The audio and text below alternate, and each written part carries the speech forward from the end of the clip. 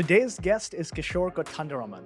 Kishore is the co-founder at Goldcast, an event and video marketing platform for B2B marketers. After a stint in consulting, healthcare, and an MBA from Harvard Business School, Kishore started Goldcast nearly 4 years ago and has raised tens of millions of dollars for his business. Here are 3 things that I learned from Kishore. What makes an event successful? How events, content, and video are morphing into one unit, and where AI is going to have the most impact in video and event marketing. So let's get into it.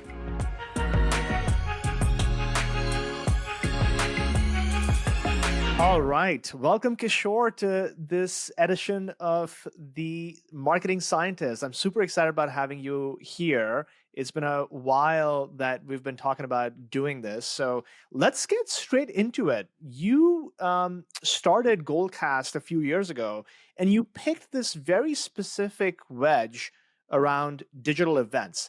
How did that happen? Why did you pick this wedge? What was the hypothesis behind you and your co-founder's idea behind Goldcast? Yeah, for sure, Pranav. And thanks for having me. I've been following your content on LinkedIn, and it's pretty cool that you've come a long way since you started the company. In terms of why we started in this particular space, when we were in business school, we were obviously experimenting with multiple different ideas and categories. And one insight that my other founder had was he used to be in the ad tech and martech space, and we saw how advertising dollars moved from TV advertising and offline advertising to digital advertising because it became a lot more measurable and actionable from a dollar standpoint. And especially with platforms like LinkedIn supporting that in a very streamlined fashion, it became a lot more interesting, right?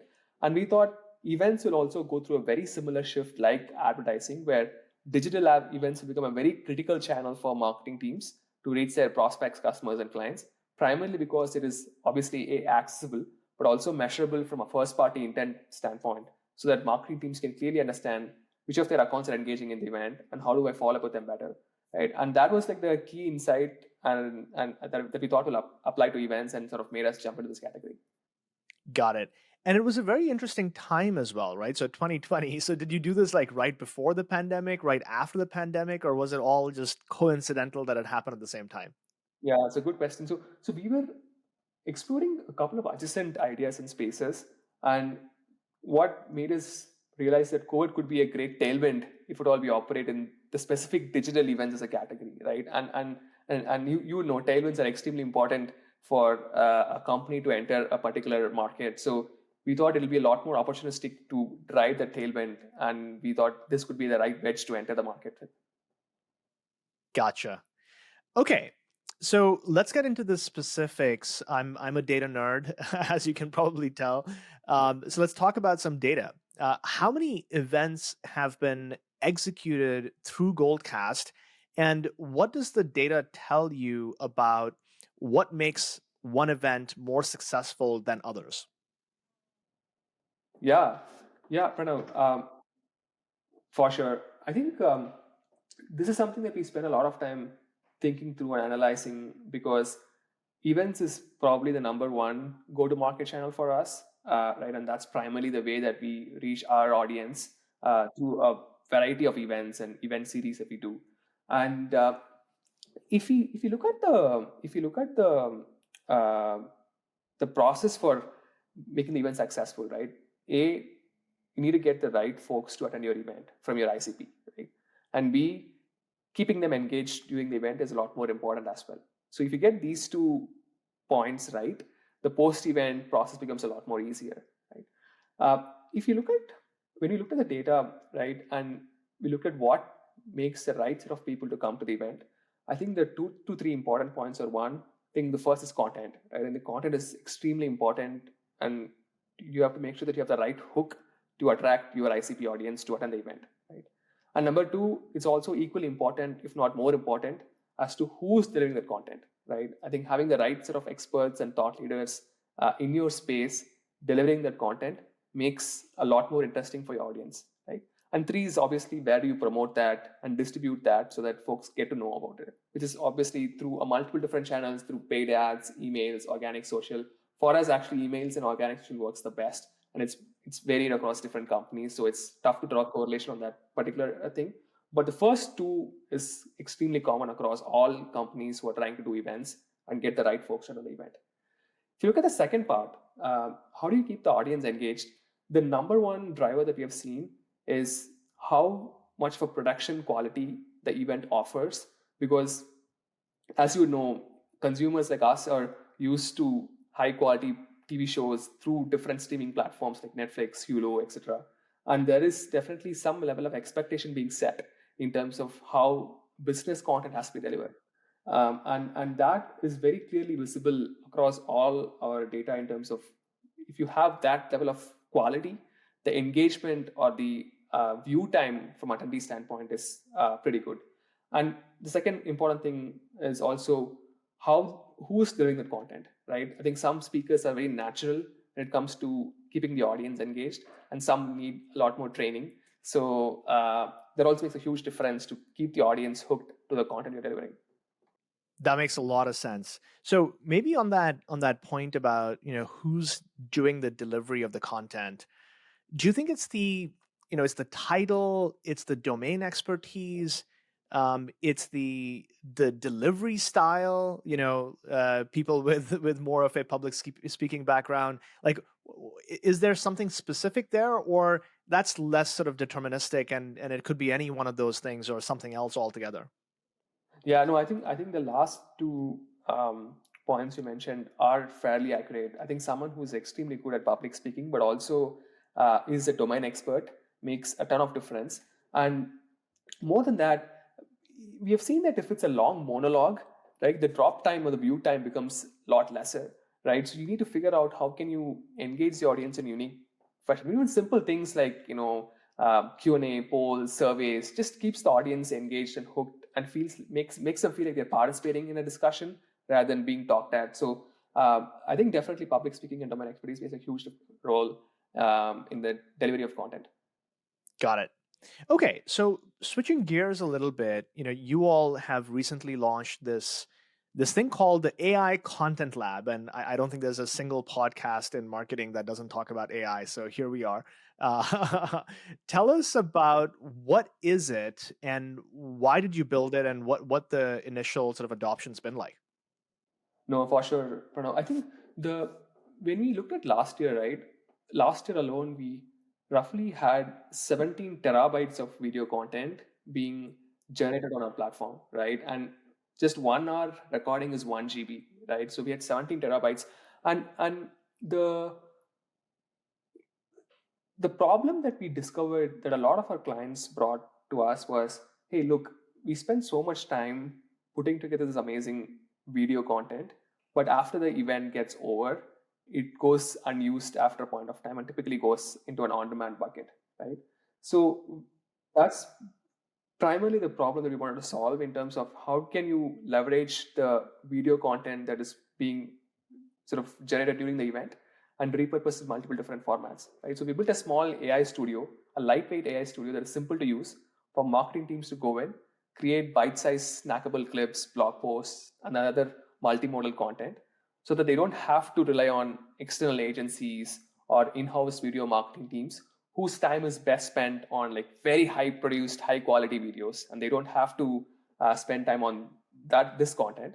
And that's like the key reason why we launched this product. And the, the adoption has been pretty impressive because this is basically the fastest product that it's getting adopted by across all our customer base. So now we have launched it as a standalone product. So people don't have to use Goldcast to use the product. They can just upload their own video content and start repurposing. Oh, that's interesting. So Kishore, what you're saying is I could go to goldcast.com right now, go to the AI Content Lab, sign up, upload all of our historical videos, and start to generate short form splices for video, or even start to generate like blog post ideas right from that content. Is that how I should think about it? Exactly. So you don't take because the few use cases that we have seen our clients do when they upload video content is obviously digital events and webinars, in-person event recordings. They got on a high production TV crew to record all the in-person sessions, and they want to use our platform to repurpose their content. And third is client interviews, right? Async client customer case study interviews or customer conversations they want to upload the platform and repurpose the content. These are like the three common use cases we are seeing, but you're absolutely right. You can go in to Goldcast Content Lab, upload any long form video you have, and start repurposing the content. This also makes us, obviously, we are entering into the video space a lot more aggressively, and I can talk about that why. But that's the core value prop of that AI content value product. Got it.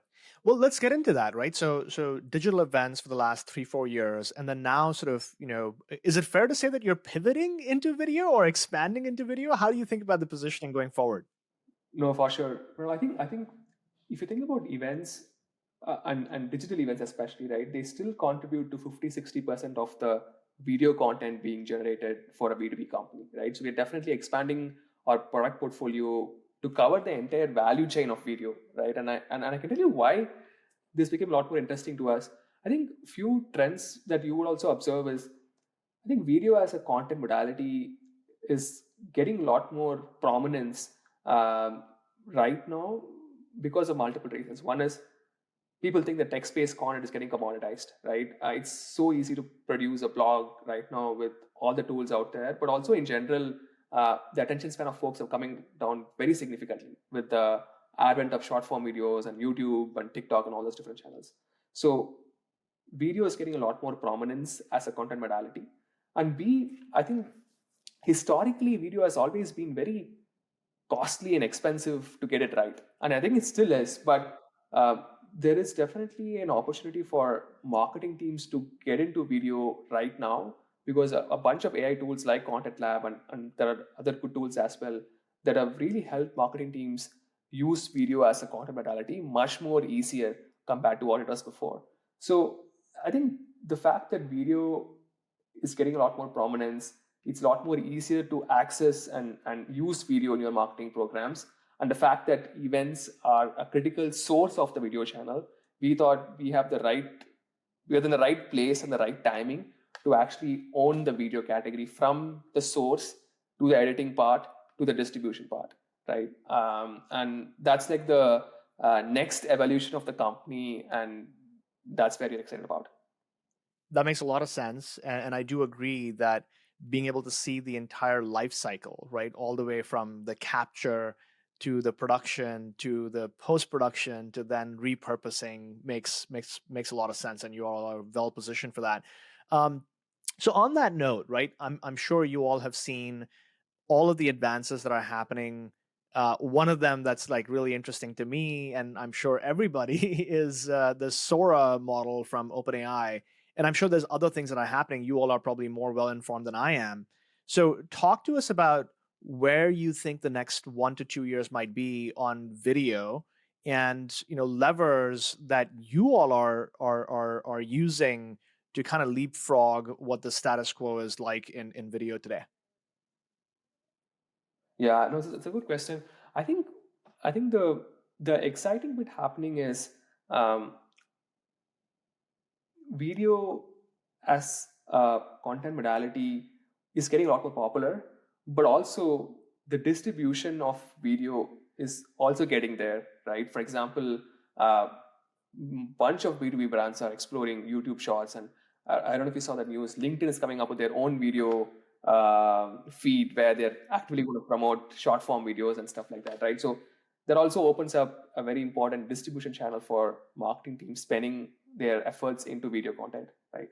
Um, the one thing that video offers that other content doesn't offer is video is multimodal, right? So we can create a combination of different types of content very easily, be it just audio or combination of video and text, right? Combination of text and audio, right? And you can make sure that these different types of content are easily applicable to your different personas that are used to consuming content differently, right?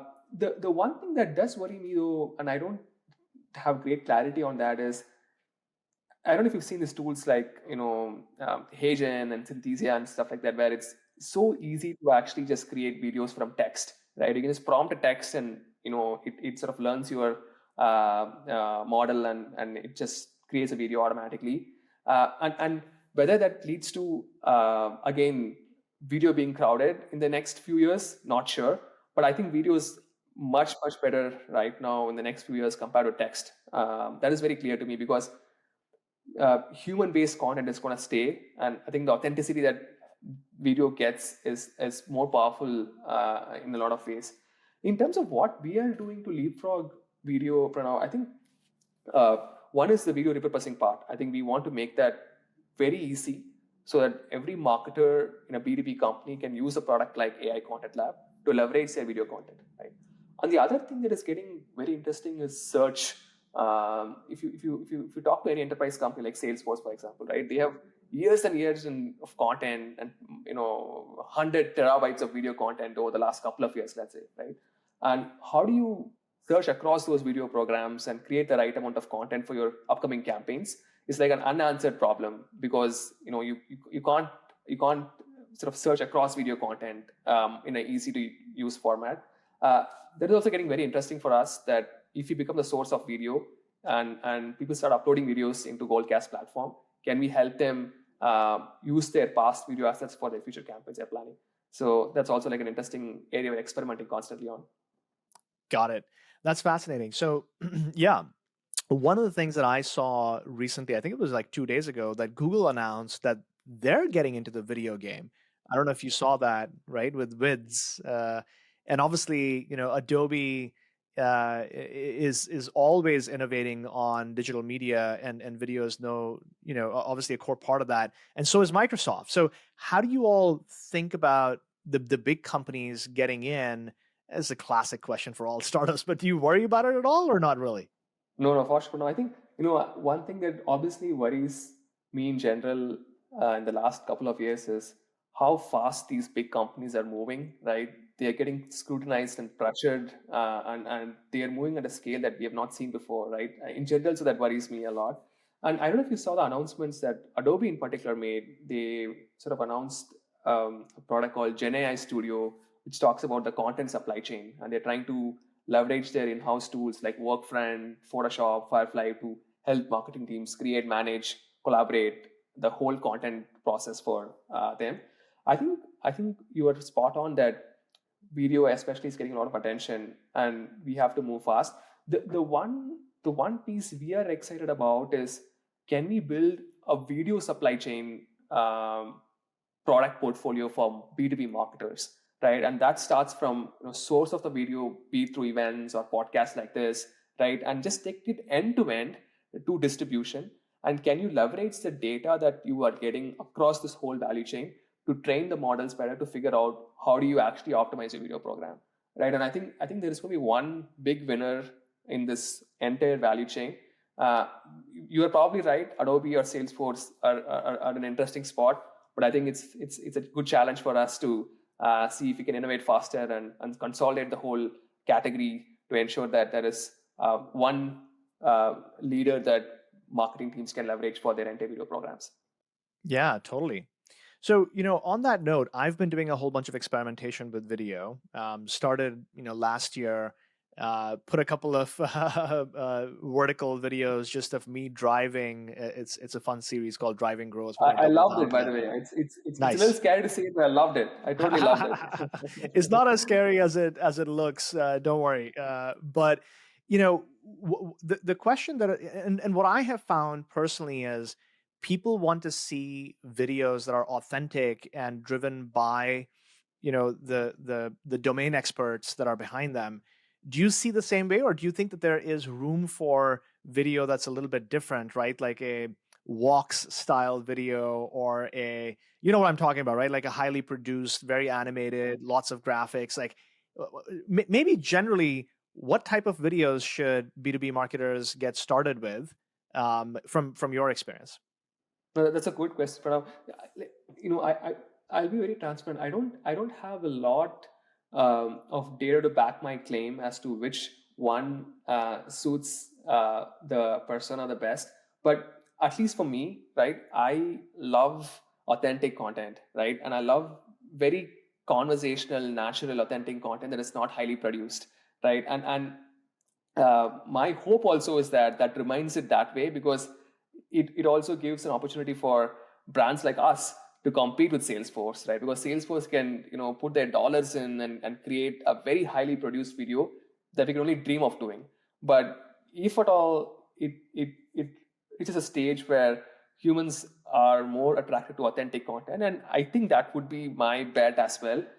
Then to your point, just simple videos that express your authentic point of view makes a lot more sense. And the other important trend that is happening is that the cost of video production is coming down significantly. I'm sure you would know, right? Like we are recording on a different platform, smartphones are there, so it's also giving us brands an equal stage to compete with these bigger brands. So that's also exciting, but I hope that this remains the same. Got it. Awesome. Well, on that note, and I completely agree with you. More power to the individual marketer, and it's easier to be a marketer than ever before, given all of these tools that are at our disposal.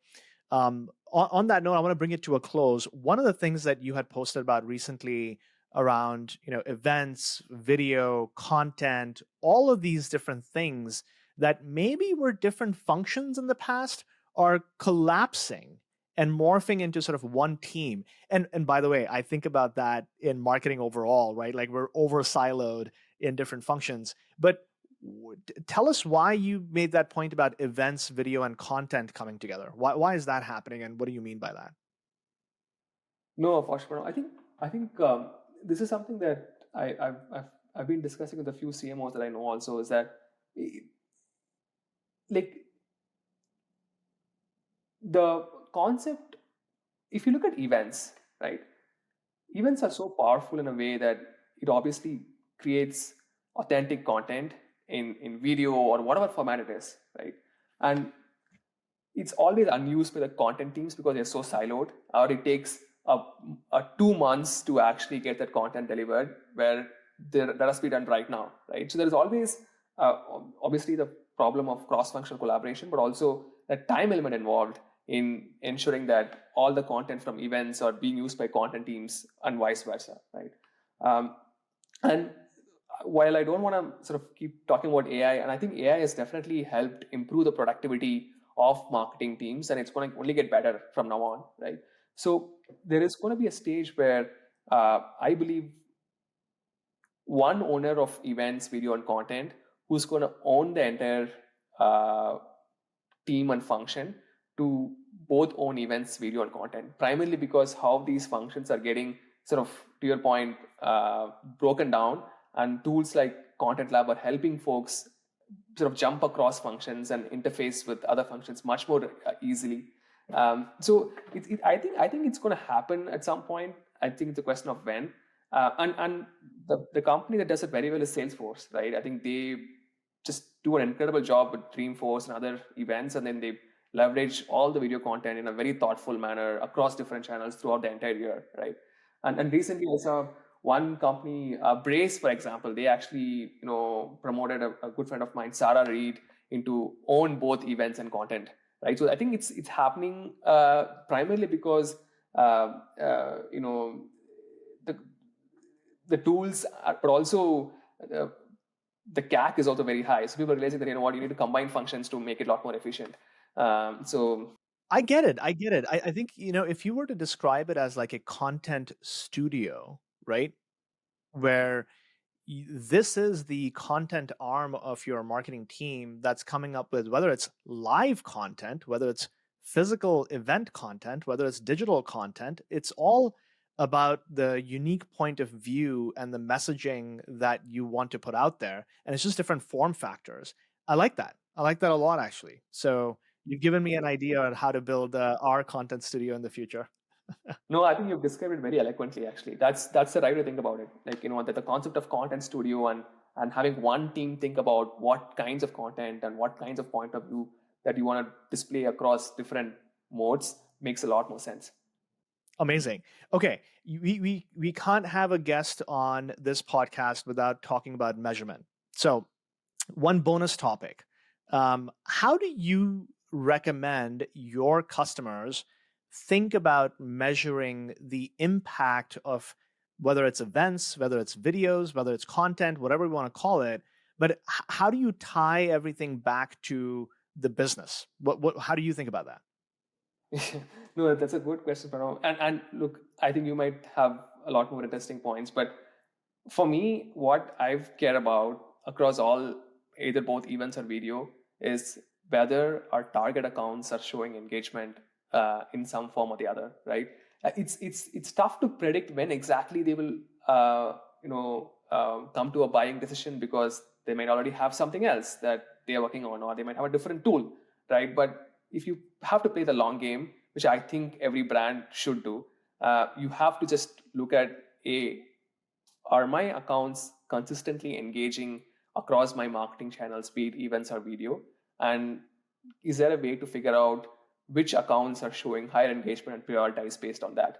That's like typically how I sort of think about the basics, and I sort of push my team to also think about it that in that way. Obviously, there are multiple different ways to sort of come to a number in terms of whether it's influenced, whether it's sourced, and you can We're not going to talk go about there. We're different. not going to go there. No, Exactly, right? yeah, I love that answer, right, Kishore, because it's like so simple, right? Which is, if you are providing value through your content, you should see high engagement from your audience. And so that's the leading indicator. And obviously, there's a lot other stuff that has to happen in marketing to convert that into pipeline and to revenue. But you got to start with engagement. And you got to start with adding value to that audience in that time and day. So I love that answer. That's great. Awesome. All right. Well, thank you, Kishore, for joining us today. I'm looking forward to doing this again in a few months when we have maybe a new announcement from you all. I see you're always launching new stuff. And yeah, thanks for having us. Thanks, Pranav. It's been a fun conversation. Awesome. Well, there you go, folks. That was Kishore from Goldcast.